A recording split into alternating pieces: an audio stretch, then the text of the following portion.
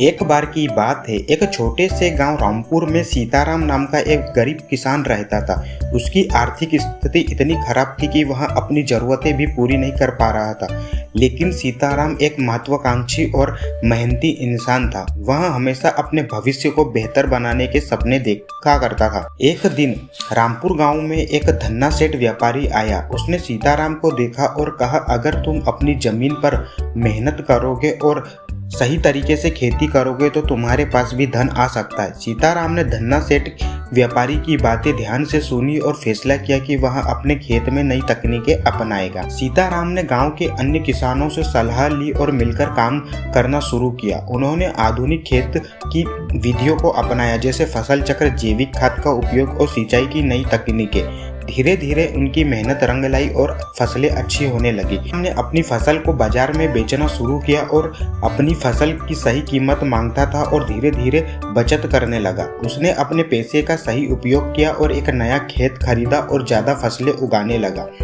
कुछ सालों में सीताराम की मेहनत और समझदारी ने उसे अमीर बना दिया। अब वह न केवल खुद के लिए बल्कि गांव के अन्य किसानों के लिए भी एक प्रेरणा बन गया।